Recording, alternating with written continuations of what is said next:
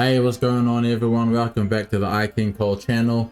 So we've been streaming this game here, Deceive, for I think the last like week and a half, maybe 2 weeks. And a lot of people have been coming into chat. I play on console. A lot of people have been coming into chat asking me what settings do I use and what's the best settings and all that. So I just thought, why not make a video about it, talking about the settings and what I do and what I think is the best for controller at the moment. So I'm level 77, so I'm not like super high up there, but I got pretty good hours in here. I got what, 71 hours played, 18% win rate, solo only. So none of this teams what people do.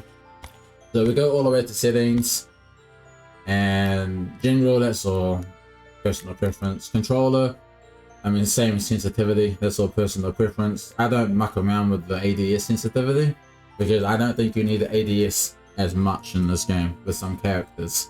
I mean you do with Ace because she's a sniper of course, but like Chavez, Squire, Hans, Cav, Larson, most of them you don't need to aim, so I don't muck around with that. So I muck around with the top one up here because obviously the your sensitivity would be you not aiming and shooting. So I do 1.06 for both, and that seems I keep pretty accurate with that. If it's in close quarters, long distance, bit more different. But we go down to the inputs and I do sprint with the toggle in L, the left analog stick. The taps here, well, some people have been asking me, you just got to double tap it to actually get that command to work.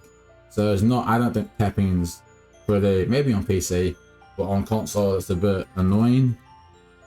And then obviously jumps the same, crouches normal, interact. Well, I play claw also.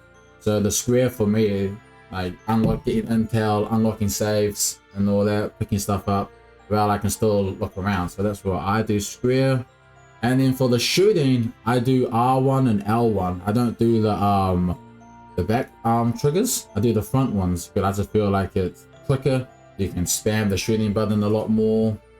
And then yeah, it's pretty much it. Melee attack, right, toggle down. But then the equipment, I do. Now, this equipment here, I bind it to the same as my sprint. And that's my shooting, my gun.